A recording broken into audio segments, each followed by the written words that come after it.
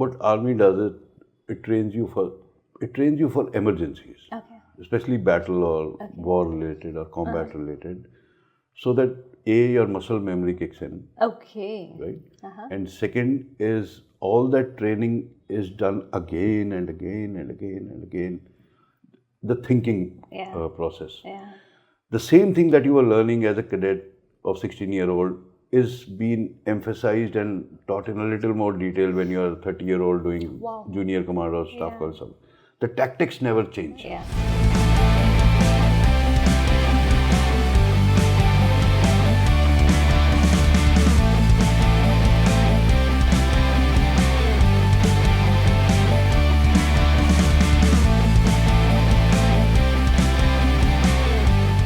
Hello everybody, welcome back to another episode of the Nest Show with Naghma. Thank you so much for always being here with us and watching every single episode. And today I'm so happy and proud to talk about the guest today. I have with me Retired Major Manik M here with us, talking about his book Kupwara Codes. So what inspired him to write the book? How has his journey been being in the army? Coming back now, being a writer, how has this entire thing panned out for him? Let's find out. So, welcome to the show. Thank you, Naghma. Firstly, thank you so much for your service. And my very first question to you is, living a life in the army is something very difficult. But today you are a civilian. How different is this? I've always been curious to ask this to people.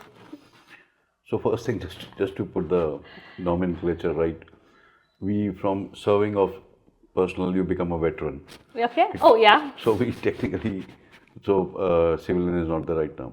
So the thing is that the life is very different, of course. Army is very structured. Army is very, when you start the day, except for the combat, fight, war, battle part, you know at the beginning of the day what the day looks like, where you are going, what are the events, who do you have to meet, all that thing. Yeah. In civil, when I moved, I transitioned, it's been almost 13 years. It's a little bit chaotic that way. So coming from a very structured place to somewhere that, you know, things evolve more abruptly during the day. So that took a while. And the thing is, you expect, because you lived in a certain environment, you think the whole world is like that because you lived in that world. Yeah. But when you come out, you realize it is not. So the effort is of, you know, adaptation. But yes, I mean, you adapt after a while, and now, as you said, I'm a civilian. Although I'm a veteran, but yeah, I can say I'm a civilian that way. I've understood how.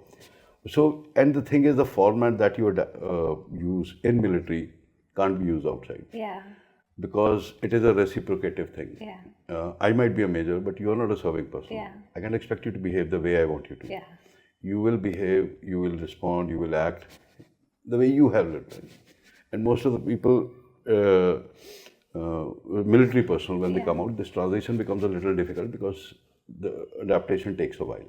They keep expecting everyone to behave the way we have behaved in army. But I think it's good. It's good. Both sides. I've enjoyed my life. So one thing I've always followed it. At any point of time, I did what I wanted to. When I wanted to serve in army, I served. I did my best right from NDA days. But then I wanted to step out. I wanted to work in rural electrification. I built solar microgrids in villages. I wanted to do some consulting. I joined Deloitte. I joined World Bank. I wanted to travel. I traveled across the world.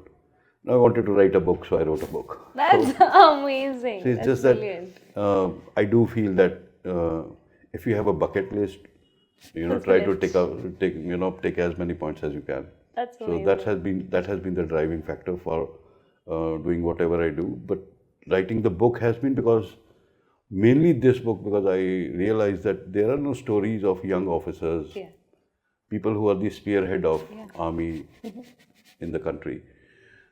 Most of the books that come out from in military genre are written by senior officers or who actually give the perspective from a very top down kind of top level. I was the general. This is what I did. This is how formations move. This is I spoke to PM, and we sat on the defense council. But the guys who are fighting on ground, actually nobody's talking about them. And also I realized that this has been the story of these young officers have been exploited a lot by whole range of people, right from media to Bollywood and this that. Everybody is ready to do a lot to turn that story into something that makes it more sensational. So the thing is, if I was to tell you, you asked me what did you do, and I was like, I went there, we killed a terrorist. Fauji's mostly talk like that, right? But when it comes to somebody who's writing a post on social media, he'll bring out some photograph from somewhere, and or now AI is creating photograph. People, everybody's a Superman in Indian Army, and on top of it, when they make movies, so everybody's a Casanova, everybody's killing everyone. So I just wanted to put the record straight. So the Kupwara Codes is about these two young officers who are part of 1st Battalion of the 4th Gurkha Rifles, the unit I was commissioned in and served with. And it is how they live through their day-to-day lives. What is the bonding between young officers? How do they do operations? How intelligence is built? What are their challenges? What are their aspirations? How do their backgrounds impact an officer? I come from Haryana. You maybe come from, let's say, Madhya Pradesh. And there's a third guy who comes from Kerala, and there's one from Assam. Although we come into a very structured organization, the rules are set, but our personalities are defined by where we come from. Definitely different. So given a situation in which you are to act impulsively, it's nature versus nurture kind of a thing. Your inherent capabilities to react to that will depend on how you think, and that is your personality. Right? So a little bit of that is shown in these two leading characters, Major Danny Deka, who's the hero of the book, and his subordinate, Lieutenant Deepak Latwal, who's from my city, Rohtak. And so you see that it's a series of books. This is the first one. As the stories develop, you'll see that how different personalities in army actually join together to bring out even better results. So they complement each other. In army, when you have two good young officers joining together, the waves don't cancel out each other. They rather build each other up. So that frequency match is perfect, and I'm trying to show that, and this is their story. Amazing. No, I mean, honestly speaking, even for me, this was the first book that I've read in this genre. Because I've watched all the movies. They're amazing to watch. You have Uri, Surgical Strike, any book that you want to talk about. There are enough movies. I mean, enough movies to go watch. But we don't know what is true and what is not. Like, as a normal person just watching this, even I end up imagining an army officer in a particular way. This might be what is happening in the front. This might be your personal life looking like. So I was very curious and excited that somebody who's been there in the front actually wrote a book. And it is a fiction. Thankfully, you did not write a non-fiction. You wrote a fiction. And that was very exciting. And I was so glad that I picked it up because it could resonate. It could really communicate to a person that no, this is the actual reality. And like you said, the two major characters in the book, amazing. My first question from the book, who amongst these characters are you in real life? So there's no fixed, I won't say there's a fixed character to which I think I am this guy. Obviously I have lived, whatever is in the book, I've lived through all of that. So from my side, part of my life journey, that's somewhat in combat or in unit, or when I later transitioned to military intelligence, I've tried to put everything here and there. These are experiences which I've used to create characters. So I would say that. But one thing I can assure you that if you give this book to any Fauji and ask them, he'll validate, this is how it works. Right? This is how we speak. So one thing I did not tone down is how we speak. Because I made a glossary at end of the book, because I will not say, please bring quick reaction team immediately. That's a lot of time taken to bring a quick reaction team. Right? We say, bring QRT. So I've written QRT. If the reader wants, he can go back to the end of the book and understand. We have a tendency of, it's a very male-dominated organization, and that's how we've been brought up. People do talk to each other in crude jokes or mutual abuses, how friends talk. I've written it like that. That's how we talk. That's how we are. You cannot expect tough men who have to live through life and death every day, facing bullet and death, to be very docile and That's true. so. Very much. How sometimes it is shown in different literature, it always bothered me that if you have to, you take example of any other TV series you've seen where they show combat soldiers, right? They show them in their crudest form. Yeah. Imagine Vikings or imagine in Band of Brothers, the top series that one can think of. Or for that matter, if you want to switch the side, go to Sopranos, right? They are tough guys, even though they're running mafia. But the point is, there is a certain way in which people who are engaged in combat, people who deal with life and death, behave, talk, and think. Yeah. They are most of risk takers. They are, they support each other a lot because this is actually a band of brothers. So that is, and to come to the original question you asked, my experiences, my friends' experiences, what I have seen, what I've heard. I have a huge set of friends from my NDA days, from my IMA days, and in army. So all the good experience and bad experience which I've heard here and there, without giving any credit or name to anyone, I've tried to put here, but try to create a very honest story. Okay. So that at no point, one thing I always bothered was while I was writing that at no point no army guy should say, what nonsense is it on? It doesn't work. Because true. I wanted it, even if it is not a success, but it should be valid. As nowadays say, it should be legit. It should be legit, I mean, that's what brings the difference also, because to imaginary stories in the way that a reader wants to read, anybody can build that. But then to actually put out the truth, put out the real emotions, real experiences, that takes courage, first and foremost. And then that's like putting the actual legit content out there. And thank you so much for doing that. That's been an amazing read for me personally because of that. So for me, I feel Major Danny in the book feels a lot like you. Is it actually so? I wouldn't know, but he's a company commander. I was a company commander, and then he has his junior who's Lieutenant Deepak Latwal, and both of these team up together. So again, if operations I've done, in some operations I've created Danny as the lead guy, and in some operations as the books will progress, Deepak will be the lead guy. So I'm nobody and I'm everybody, that kind of thing, right? Lovely. It's just, as I said, these are just experiences which is I've tried real to experiences. Real experience. And I've also shown one character strength which I've given to Danny, which is often questioned about, that army officers don't speak out. Right? We are very yes sir kind of, but that's not true actually. Okay. The thing is that is again a narrative that has been built that if a senior says everybody or down the line, yes sir, but army officers are very strong personalities actually.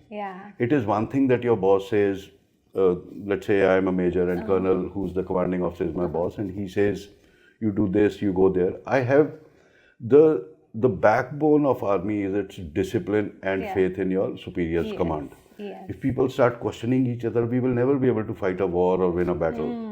Because the moment he says you go from left, everybody's, I think I should go from right. Or somebody will say, why don't we go from that side? The command is broken. You can't. There's no space for argument. That from the day one we joined the academy, I was 16 years old, 16 and a half when I joined. Oh wow, that's very young. Yeah, that's when I joined NDA. So at NDA, your senior is 2 years elder to you. But they feel like gods, you know. If he's walking around in the corridor, you hide actually. That's a 2-year-old, just 2-year elder guy, right? But that thinking is ingrained into you. It's drilled into you through good and bad means.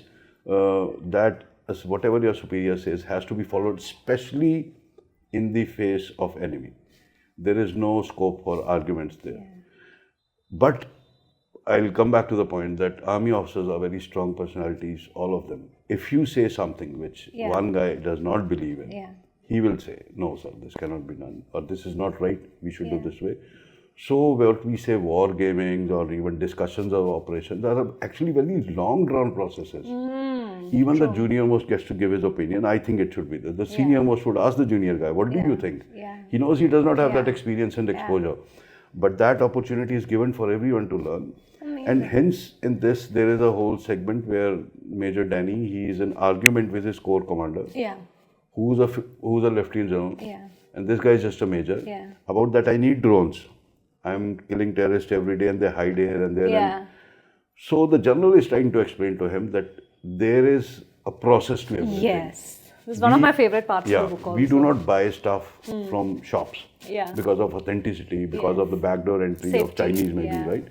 So he is explaining to him what process is. And that is a big debate in India also. Yeah. Imports versus indigenization. What should we buy? What should we build? How much money we? These are big debates. But how the difference at a single demand is looked. Three people are responding to that. One is a major who's fighting the terrorist. True. One is a Brigadier Surinder Singh Guliani. Right? He is replying. He's the operations head for that entire space. So he's telling how we will give you the drones. That was, and the general in his wisdom and leadership role, he's trying to explain the both, why his demand and your process should align at a place where time is not wasted, where his demand. So these are the things that people don't know about army. And I think it is very important that a holistic picture of organization is given. And that was very brilliant also. Like as a reader's perspective, these were multiple areas in the book, and this particularly when you're talking about when Major Danny is going and asking about his demands. Like, you give me this, I can serve the country better, but today I'm not able to. But that entire explanation, the scenarios, why, something is not done. That was very eye-opening, to be very frank. I mean, I took it in a very fictional way at that point, but then it made me think at the same time. But now when you're telling about it, it makes sense. But then that also made me respect the character a lot more. Yeah. I was like, dude, you're cool. You're standing out for that. So that also made it an amazing experience. How was your experience when you're writing the book? I'm sure you were reliving through a lot of these memories. Yeah. So how was that journey of reliving that memories and writing it down, knowing that this is your vulnerable side in a lot of ways? A lot of people are going to read it. How was that experience for you? So it was pretty interesting while I was writing the book because, yes, you do relive the memories and all the... So sometimes you're sitting and laughing to yourself because you remember a joke, and sometimes sitting there and suddenly you're alone and getting pissed off because you remember something else. But it's obviously I have never written a book earlier. I do write for a lot of publications, but in article format. Writing a book, I found it complicated in the beginning because you have to match the sequence, timelines. It's one thing to keep writing events independently, but when you have to match and suddenly you realize, I left this character at place A on that date, and suddenly I'm mentioning him here. And when I'm reading, I realize that I did not make him travel from here to there during those days. Yeah. So then you have to go back and do that whole Stitch structuring. Everything together. Yeah. So that was new and also interesting, and it was a learning experience. But yes, I had to censor it a lot, right? Because of the operational details, because of the things we've done, things my friends have done, all that thing. It's a highly toned down version. It's a very censored version in terms of that. But you're very right in saying that with every chapter, every page, every character, every event, a lot of memories do come. And then sometimes I even called people. That it became that thing that I was connecting with a lot of friends after many years. So nice. That I was just thinking about that time and, so that kind of thing. That's amazing. It's a great experience actually. Yeah. And what has the feedback been from those circle of people who were there with you during that regiment? So that's the thing. The people I was most worried about. See, commercial success of a book is one thing, but your reputation as a writer is another. But the third thing is your acceptability of you or your book within your peer group or within the organization, juniors, seniors, everyone. That was the thing that was most important to me. I never wanted to come across as somebody who's given a story that people look down upon. And people criticize and they say this is not fair. He's not done justice to us. He's told a story that does not happen. He's just told a story that puts us down in front of the world or country or because the thing is of anything else, I have not done anything great in my life because we stand on shoulders of giants of Indian Army. It is their action, their work, their sacrifices which bring that reputation to Army. So I may not be able to do something great, but I should never do anything that brings down that True, very true. reputation. That was the guiding principle. So thankfully, 100% of people I have heard from, right from my own unit officers, right from the senior most generals, my friends, my peer group, people who are retired veterans, 100% said it's a great book. Wow. And everybody said we just. That's the feedback you need. Yeah, I must have had around 150 reviews till now. Some on WhatsApp, some on Amazon, some on Twitter, here and there. Collectively, 100, 150 must be there easily. What's the common thing? At least in 80-90% of them, I finished it in one sitting. Yeah, I was also heard that from extremely fast when I read it. I heard that from almost everyone. Yeah. It's a solid thriller. Yeah. I finished it in It one. is. Because you can't walk away from the middle of an operation. You need to know what happened. So it's a kind of a pat on the back. It's very reassuring. It gives you confidence that yes, I can do that. That's amazing. So and again, it's just reassuring of the fact that I did not ruin the reputation. That is the most important thing. True. I never wanted to write something that anybody should point out at any time. This guy did. Obviously, nobody can stop me. I can write whatever. Yeah. But I never wanted any officer should ever say that this guy wrote this and we didn't like. That's not right. He's bringing us down. No, that's brilliant, because I think people like me, laymen, reading about it, I will tomorrow go and watch a movie also and still enjoy that also. So my feedback here is not the most important one. Yes, for the commercial success of the book, yes, it may matter, but then the real feedback is from the people who's been here. Yeah, so it's I have never watched a army movie in my entire life. Oh yeah, wow. Absolutely none. Bar one, Hakikat, that was very early. I think it was in 19. Dharmender was the hero. That's the only army movie I've seen in my life. I've not seen any other because I saw clips and I saw videos and I knew that if I sit and watch, it will irritate me a lot. I don't want to go through that because I'm from. It's a little traditional approach to the whole thing. I'm a little old school in that approach. That I don't mind you commercializing. I don't mind you Bollywoodizing. If that's not a word, but you know what I mean. Right? Yeah. That turning it whole thing into a entertainment. Yeah. I don't mind that. But don't mess with the basics, We don't talk like, am I sitting here shouting at you? Yeah. We don't talk shouting all the time. We don't shout at each other. Yeah. All of us don't have big mustache. Yeah. All of us don't walk around with cane and start, we don't do that. Wow. Right? When we don't change profession, corps, regiment at whim, today I'm in, he's a pilot, tomorrow he's in missile regiment, third day he's a special forces guy. I don't know what is happening, right? So that I know that anyway I don't watch movies, but army movies I have never watched, right? Okay. And hence that was another driving factor that fine in this whole, universe of a lot of stuff, let me put out at least one tiny galaxy which is known for authenticity. No, that's great. I mean, that's the selling pitch also to all the viewers. If you want to see get a reality check, you want to really know what really happens, then that's the book for you. But amazing in the way you've plotted the story, because writing a book is also not easy, because you need to be able to hook the reader. And unlike watching a movie, it doesn't finish in an hour or two. You invest your time in it, you are turning one page after the other, and that takes time. So this needs expertise as well in writing. So when you started writing, did you always, from your childhood, do you used to write? Did you have any background in writing? So how did that turn out for you, or did your editor do an amazingly brilliant job and get the book out? What is the reality? No, I'm sure edited. She did, but there are very few changes that were made to the original manuscript. She was kind that way. Amazing. But obviously, I do not have the language expertise to the level of. Oh, you do. The book has an amazing language in it. But the point is that when I was writing the story, when I started writing the book, obviously I never had any experience, but I have been writing since childhood. Okay. Essays or now write for publications, and I generally do think that I have a flair to write. Okay.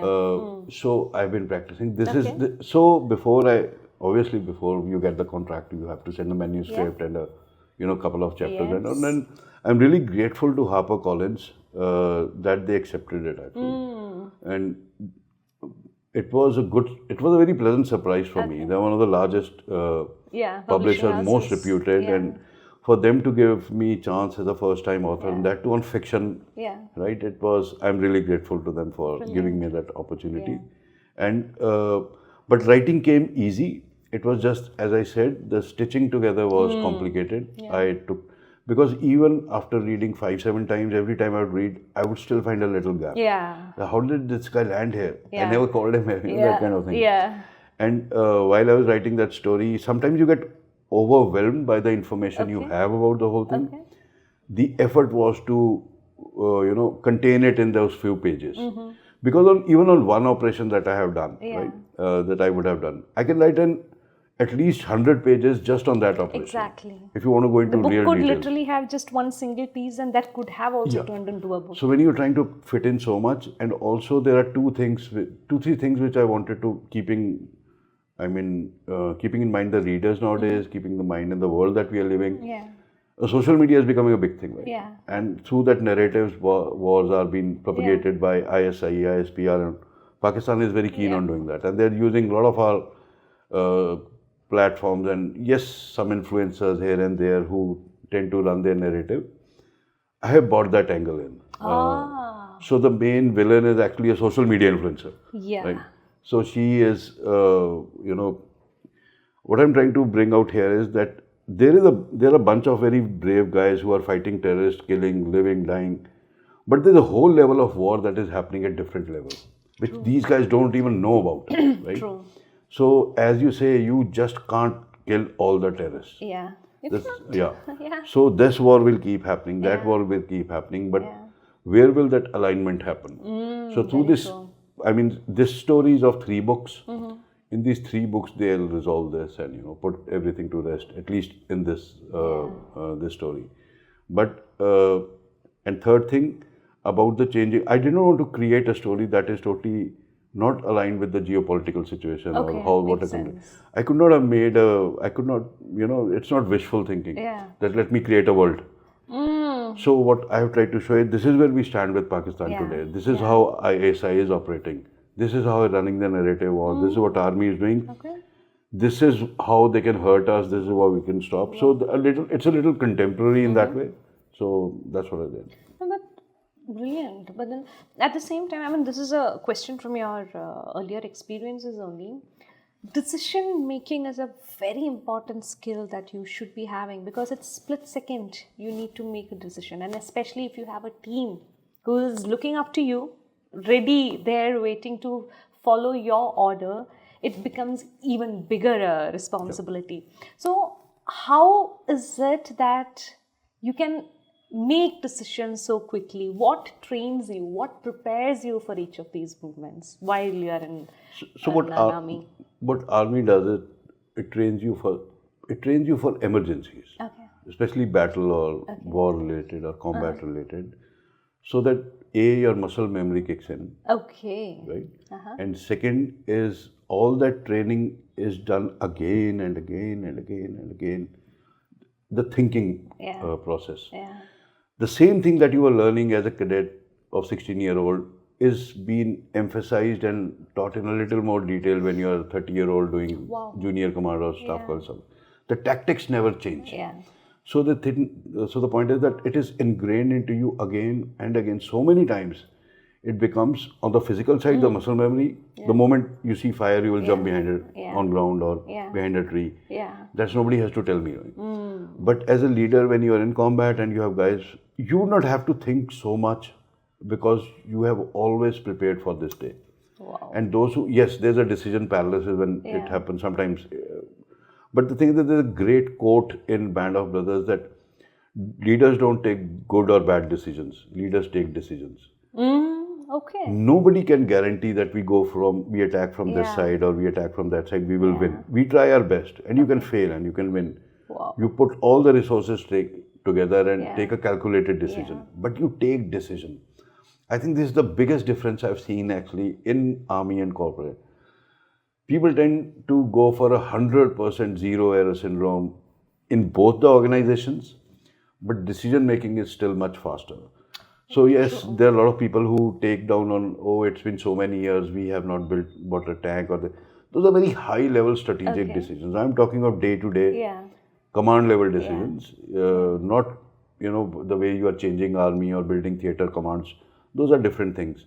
But inherently, army guys tend to take bolder and faster decisions. Of course. That is displayed in this. The exactly. moment you see fire coming from some place, you don't have time to think too much. In my tactics, I read this, and wind is blowing that side, and it will rain after evening. You don't have within split second. You do because again, you can't guarantee what will happen, but you have to act. Amazing. And that is decision making. That's true.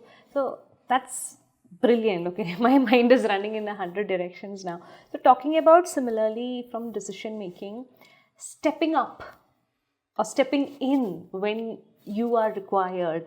Again, this is not something you can go planned. Because you wouldn't know, exactly like you said, when you go in for an operations, you do not know what happens the next second. So you really do not know who within your team will have to step in or step up or make a decision on your behalf at that point. How do you personally have always prepared yourselves for these moments, or for your own team that who were following you? Yeah. How did you prepare them for knowing exactly when to step up? Like be bolder, be bigger than you. Yeah, I'll tell you one. This just to like to set the platform for this. Everything on this is about leadership, and there's a lot of principles and conversations, and there are a lot of motivational speakers, leadership coaches, all that thing. But I can tell you one thing: leadership is a very unique thing. Yeah. Each leader in each situation will take a different decision. Of course. Based on his personality, Yeah. not on the troops he has. Yeah. But his personality has been defined and shaped because of the troops he has. Yeah. So let's say I am a 35-year-old guy commanding Sikh troops. Yeah. And you are a 22-year-old young lieutenant commanding Gorkha troops. Okay. We both will act differently in the same situation. True. Because our personalities have been shaped by our experience, education, troops, everything and all. So when you say stepping up, as a young guy, I was very scared actually, and I was used to pray to God, please give me one terrorist to kill, because I want to prove to my unit that I can do that, That's the same, I think, that feeling you Deepak is kept doing talking that. about, so Deepak it's also. every young officer is, I have to prove to my men that I can lead you to operations, that we can do these operations, I can take great operations.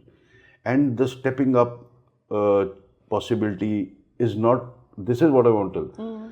Troops will view you not only, this I learned later. Okay. Right? You think that once I kill few terrorists, my troops will respect me.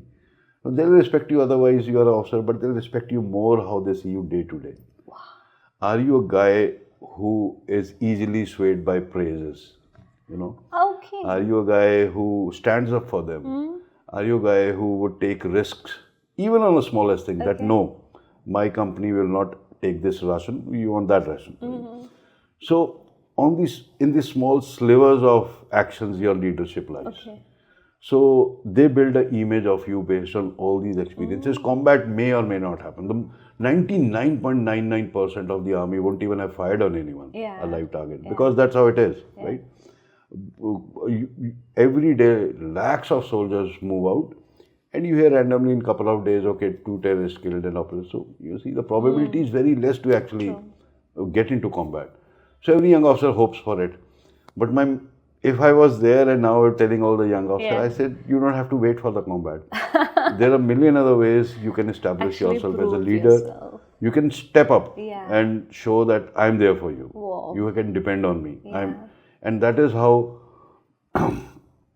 once that trust is built, your guys will step up for you also. Amazing. Whether it is a matter of taking a risk in combat, or whether it is talking about, it's a simple reputation management. They will always stand up for you. Oh, that's brilliant. That's a great lesson actually. I mean, not just from an army life, but in our day-to-day life also. All of us in our corporate career, with our parents, with our people who we want to impress, we wait for moments. So that at this moment, when this trouble comes in, I know I will be the one to solve it, and everybody will appreciate me. But in fact, like you said, it's not about that one troubled moment. It's about the daily simple things. And the thing is, people tend to look at, when you say leadership, you ask anybody, I want to lecture on leadership. And once you start the lecture, they'll have 5, 6 photographs. You'll have Elon Musk, you'll have Narendra Modi, you'll have maybe Gandhi ji, and these are those are too far for you to view as a leader. You pick up only the successes or failures, the prominent things in life, and try to learn from them. Leadership, you want to see, you go to a New Delhi railway station, you'll see an auto guy standing there, and he's telling everyone where to go, and he's not nominated. He's de facto leader. True. How did he reach there? You have to see, is it personality, is it conduct? Did he help people out when they needed him? So now they trust him. You see leaders everywhere. So there are some fantastic managers in companies, right, who just run the teams like their families and all. Right? Doesn't mean everybody will go and take a bullet for them. Leadership is not a reciprocative thing either. Right? But as I said, it's a unique format in which you have to understand your troops and they have to understand you, and that relationship is built over time. What happens initially is appointment. So a manager is appointed, an officer is appointed, but a leader grows. And that comes from living together, spending time together, understanding each other, taking risks for each other, stepping up, as you said. That's how the bond is built. That's brilliant. Thank you so much. I mean, that was an amazing perspective to have. That's a brilliant perspective. Thank you so much. I'm really going to live a lot thinking about the words that you just said, because I really feel that's helpful. One question I want to ask, I don't know if it'll get a little too personal or emotional for you. In army, how do people generally manage losses? Yeah, that's I mean, obviously, I've lost a couple of very good friends, very, very dear friend, my best friend, 2 of them actually. We were a gang of 4, and 2 of them we lost very initially. Captain Dilip Kumar Jha, Kirti Chakra, and Major Salman Khan Chaurya Chakra, both. And we were gang of 4, same squadron, there's a flank, we call that, right? And all 4 of us together all the time. And Major Jha, I met him even before, he lost his life. Just a couple of days before he was on vacation. So you lose your best friends. You lose your friends. There's no other relationship in army, right? What happened is that, yes, it is very heartbreaking. It's very, rather it is very demotivating also in a way. But I think army trains you to not keep crying. Okay. It teaches you to move on very fast. Okay.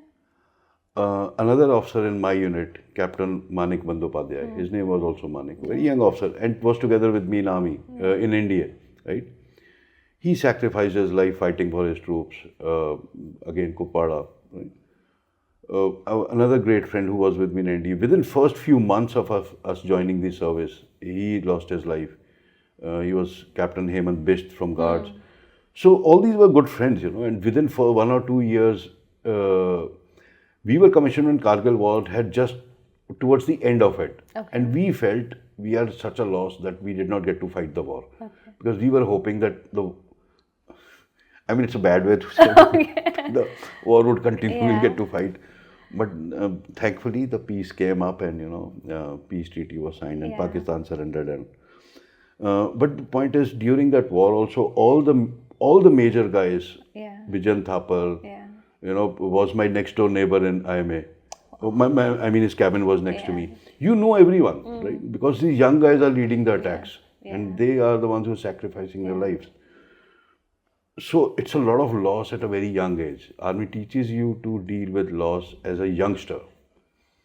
This episode which I have written, in which they actually show how that happens in a village, and this young guy actually goes, and as 21-year-old, you have never actually, because you've been out on college or India, you don't go to these funerals and all. Funerals at all. But now you're suddenly sent to a funeral where you are the senior most guy, right? You deal with the family. Imagine the amount of pressure it is on that 21-year-old guy. You're standing there, the family is crying with you, the village is crying with you, people are, what happened? Why did it happen? Why did he have to die?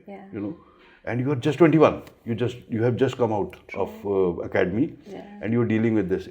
So you mature really fast, and you don't have time to cry, actually, because there's a lot of responsibility. If in combat, you lost somebody, He might be your best friend. But you know, if I sit here and start crying, I will be the next guy.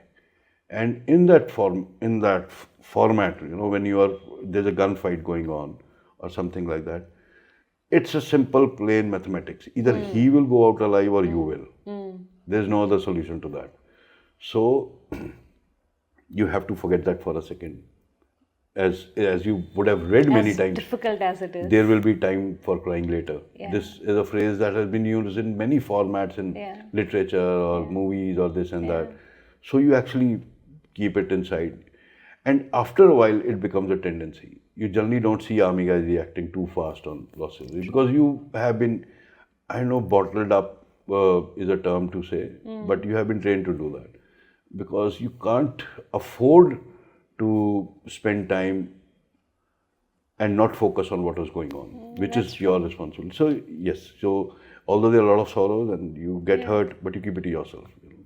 It's one part in the book where I think even I cried, especially the part where the mom talks about when I sent the script for proofreading. I had sent it to a couple of my friends and my cousin. Everybody, we cried so much. It is very emotional because your son is not there anymore, but then you're still wishing the best, praying to God for the well-being of everybody else. That was a huge moment. I mean, that was very emotional. Oh my God, I'm still getting emotional. Okay, leaving that aside. How do you, I mean, this is something that I've always been curious about. And yes, Bollywood movies and all of this given us multiple perspectives, but managing your personal life, and with army, you cannot tell your professional life because that now is your life. But your family, if you have a wife back home or children back home or your parents, everybody, at least your parents is there back home. You are married or not is a different stage of life. How do you balance between actually keeping your personal relationships intact, safe? I know you can always go back to them, but how exactly is that feeling? So I can't talk about wife and children because I don't have any. I can talk about my parents. I have a mom, I have sister, brother, everybody. What you again, very personality based, right? You'll find a lot of people who like to narrate a lot of stories. Okay. I'm doing this in Valley, we are doing this, we did this operation. Now I've always been on the quieter side that way. I just told them that think of it is that your son is doing a job and my job is being army. You know? Do not expect anything extra from me. Do not expect that I'll come and regale the stories and entertain you. Just not that guy. And they know that. Over the years, they understand that he does not talk much or not at all as far as his profession is concerned. As far as managing families are concerned, I think it's there's a whole spectrum to it. Every person, every man is managing his family all right. So I think they're doing a good job. And I think salute to the families, actually bigger, the applause should be for the ladies and the children rather than the guy. Actually, he's just doing his job. He would have done it anyway, right? But it's the families, like my mom's dad was in the army, right? Wow. So I hear her perspective. So even when I was very young, like I was just born, she lost her dad 3 months before I was born. Wow. So, and she absolutely adored him, and so she decided I'll send my son to army. So I think it this way, what a great impression that man would have made as a head of the family. That this young lady who's just had her son is deciding today when I was born that he will go to army. And she made sure I did. And obviously I also wanted to. But that leadership, right? Leadership is not just taking people in combat. Leadership, you are a leader of the house also. And all these guys are doing a great job. And more so the ladies of the house. Let's say one of them, my Nani ji, who managed all the children when my grandfather was away. So all these ladies running households, strong women. They are the backbone of army peaceful, because nobody would be at peace if he knows that there is chaos back home. True. Yes, you love your motherland, but if you came to know there's no food at home, there is security concern, education is compromised. So that way army has structured everything perfectly, that we will take care of your housing, education, health, everything.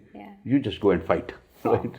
So that's why the family system. We have Army Wives Welfare Associations that do a fantastic job in taking care of families, even in the cantonments or special, separated families, quarters and all. So they do a lot. They do a lot of welfare activities. They keep people engaged. Yes.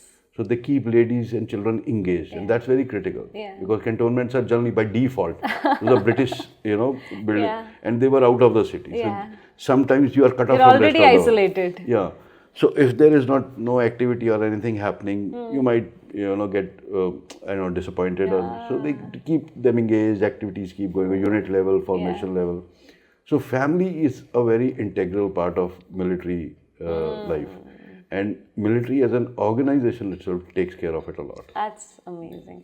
What was your deciding factor? I mean, you told that your mom, as when you were just born, already had decided that you will be in army. But if you had not felt it, I'm sure you would not be there. We would never have done that. But what was your deciding factor?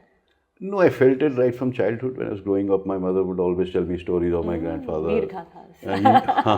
He was in signal regiment, and although he's not a combatant, he was in signal regiment. The guy is responsible for communications.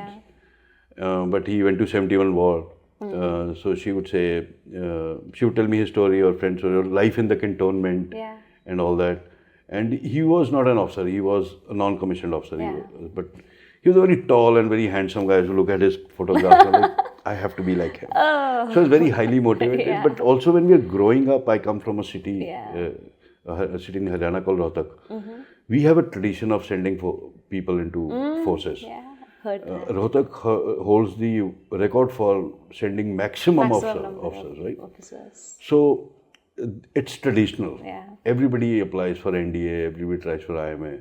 And from our school, when we were, I think, 8th or 9th, or even junior, Lieutenant Ashok Chakra was, one of our seniors got a Ashok Chakra. Wow. Right? Okay.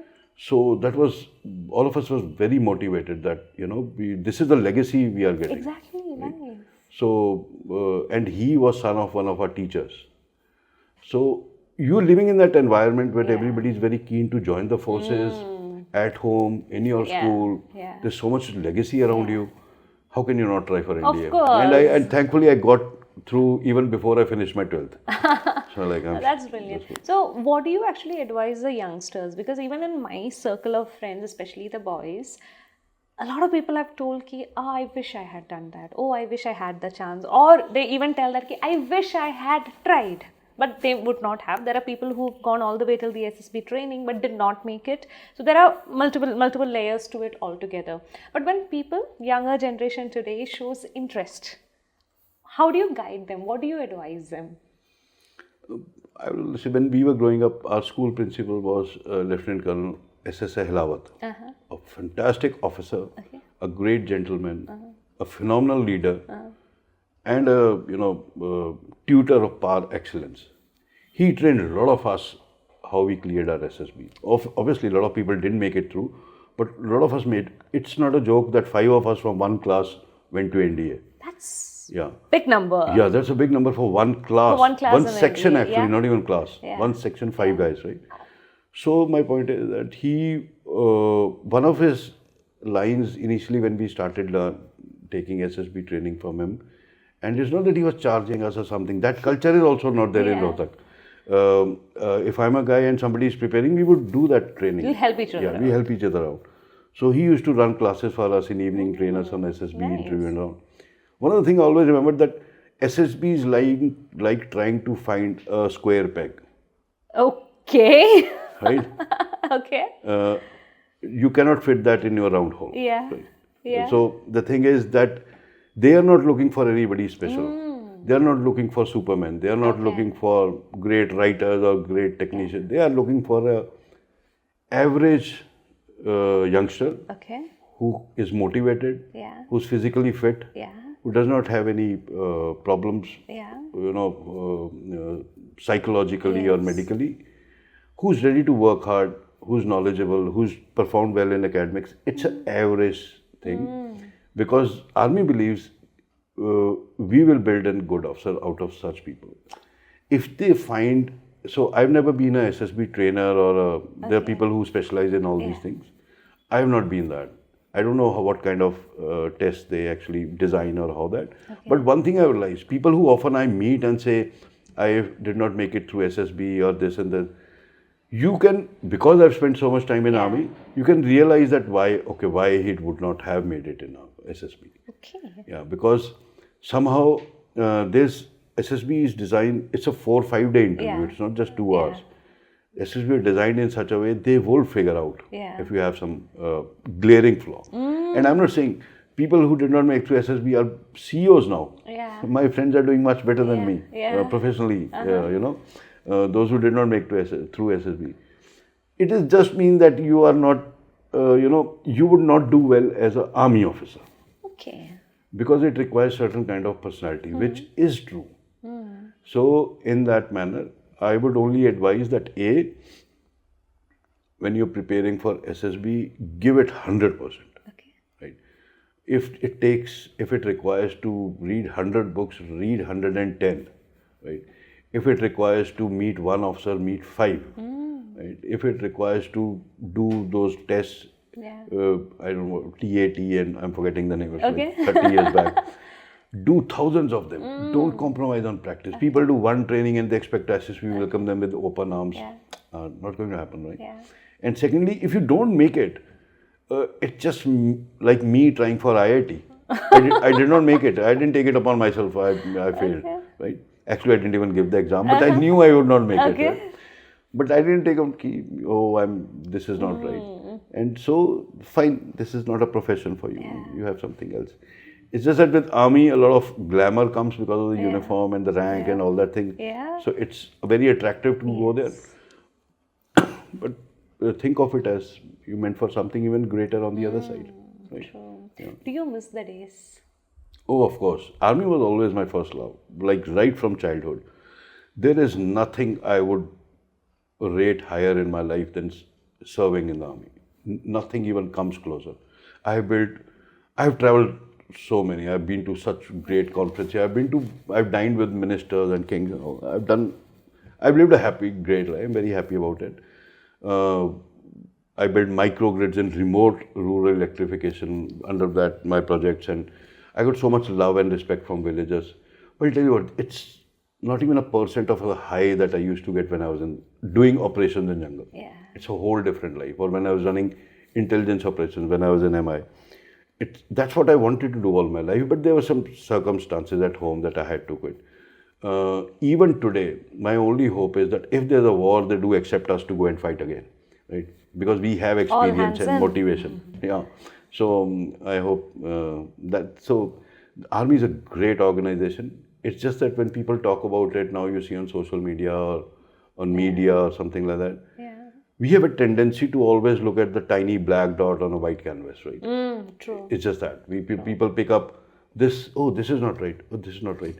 This is the only organization past since the day we are independent that has performed every single time. Whether it was fighting a war, whether it was pulling children from borewells or your natural disasters or giving you Olympic medalists. I mean, there's not a field that army does not perform. But yes, I mean, somehow there's this, we live with this idea that if we criticize, we can sound intelligent. True. So that mostly drive these conversations. Sometimes you see, you don't want to get into, and me and a bunch of friends, we laugh at these posts and all. Because people don't even know what an operation is actually, right? There are 100 things you have to take into account before you step out. And they think it is just you pick up a gun and start fighting. And from that they start criticizing, so you don't want to get into argument. It's about me trying to tell a senior IT guy how to do coding. He said, do you know even the first line? Right? It's the same thing. That he would give up. He would not argue with me, and same thing we do. You don't know the basics, I cannot start teaching you. And so you are right. Sit, we are happy. Very true. Everything is not everybody's cup of tea. And it's better to ignore actually. You won't, and sometimes, most of the time, even if you see a veteran arguing with somebody, you message him, say, there's no point arguing. If somebody does not know how many types of patrols are there, right? And he's commenting on why did you not send patrol? How can I teach you the basics of tactics or patrol and all? So there is no point arguing with people on social media. I keep it like that. Right? Amazing. So one very curious question that I have is, in the book, you have subtly brought out a romance angle. Yeah. Yeah, but then it ended up becoming a very good friendship that a romance did not really pan out. But what is the reality? How do people who are always busy serving the country, doing what they are doing, as amazing as it is, where do they find romance? Actually, army guys are very passionate lovers, romance. Okay. Yeah, they. Yeah. I mean, it has to be. If you are, if you can love your country, your organization so much, why would you not love your woman with same passion? True. So, but from the book perspective, I'm not good at writing love story. I tried to do that. I realized, but I said this is not my cup of tea. I just could not do that because I realized that to do justice to a love story, maybe I'll write a whole book on love story. It's when you fall in love with somebody and you build that relationship. It's such an intense thing, right? And it grows over such a long time. There's so many. It's not like military operation where you can just go kill and it's done. So, I wanted to do justice to it, and I realized in these many chapters I'll not be able to. And also, I thought the reader might get distracted. I want to keep it very focused. Actually, that makes sense. Secondly, I realized in these many pages I will not be able to do it. I just can't rush it through. I can't say it'll look very. Yes, people can fall at love at first sight, no doubt about that. But for the relationship to develop, it takes time. There have to be interactions and this and that, and that I did not see within the scope of the book happening. Hence, nothing against love stories, but it just I could not fit it in this one. So what about in your real life? There was one angle mentioned in the book for Major Danny, who I am technically associating it being you in real life, and there was one doctor. There was one person somewhere there where you're trying to build something, but ended up being a beautiful friendship. But in your personal life, during your army tenure, were there people? No, I never found the doctor. Oh, that is a fictional character. Yeah, so there's a Captain Rupali in this who they become very good friends with, and she's a great character. She has a role to play in comic books also. Oh, lovely. But like any other person, I've had the same life. You fall in love when you are young and you have your breakups and move on, and then you fall in love again. It's just that. There's nothing special about me in that. Okay, cool. So one question I'm very curious to ask is, how do you see your life ahead? Because till now it has been your army life, then you retired, then you had your work, you've done a lot of things for the society, and now you have literature as a companion. So how do you see your life ahead? Actually, I'm really liking writing the book part. So maybe I hope that if the book does well, that's irrespective. But I will definitely finish these 3 books with the story. Yeah. And I would like to establish myself in the literature world, write more books. Yeah. There's another. I'm also working on a science fiction. Actually, I've always been a very, physics-loving guy. Okay. And I love astrophysics. So I'm trying to create a story that India in almost 3,000 years ahead, when we've colonized Mars and all that. So building on that. But I don't know. It just I've written a few chapters. We'll see. Right. Also, I had a major health concern a couple of years back, and hence, I was hospitalized for a very long time and gained a lot of weight because. So, I think the primary concerns in life is right now take care of health, have a stable career, keep writing books. So. That's what I'm focused on right now. Amazing.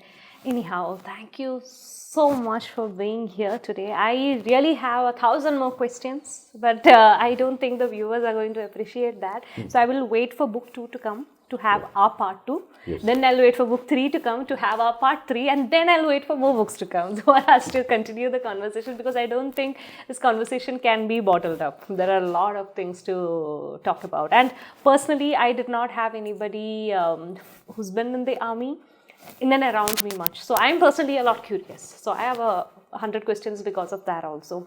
But keeping all of that aside, thank you so much for taking out your time today and being here, being our guest. I'm sure the viewers had an amazing time. And good luck to you with your writing journey. Now that's I think something you're very excited about. So good luck to you with your new books, with the current book, and I really hope to see you there out there shining in the literature space in the coming years. Thank you so much. And military genre is a very new thing. Yeah. Military fiction genre is a very new thing in India, actually. And I wouldn't say new, but we don't have enough. Yeah. So thank you so much for actually inviting me and giving me a space to talk about this. It's not about me. It's about the book and the stories of young officers, which I think are more important for people to read. There are a lot of youngsters, hundreds and thousands, millions of them who want to join army. Right? And I can assure you that the quality of life that you expect in army, it is even better than that. The friends you make are even better than what you can think. The bonds that you create are unimaginable. You just don't see it anywhere else. So army is the greatest organization. And if you are motivated to join, go ahead, give it all. God willing, you will get there. And as far as reading the book is concerned, do read. You'll get a very good perspective into how life works and how combat happens and all these things. It's a very interesting read, if nothing else, if you want to. And you'll get to learn a lot also, if you want to. And I would request all the viewers to kindly like and subscribe and share this video. She's doing an amazing job popularizing military fiction, and she has my full support on this. So thank you so much, Naghma, for inviting. Thank you so much. Really Like reiterating on that, military fiction as a genre, I am extremely new to it, but then I'm in love with the genre and I love the book. So really looking forward to many more. I hope your book inspires many more writers, many more retired army professionals, officers to actually now start bringing out those things into writing. Yeah, sure. So yeah, I think I'd be more than happy if more people write it. exactly. The final thing I would like to say is that Indian Army is one of the most active armies in the world. We are constantly in combat. Yeah. Right from the day we got our independence, that day our combat started and it's on till date. But we don't have stories. We only have narrations and non-fictions. Yeah. We did this, we did that. Yeah. So stories need to come out. And hence my little bit effort which in the same genre, and I hope people like it. Thank you so much, sir, for coming today. Thank you so much for your service, and definitely looking forward to our part 2 and 3. Thank you so Thank you so much. Jai Hind, everyone. Thank you. Jai Hind.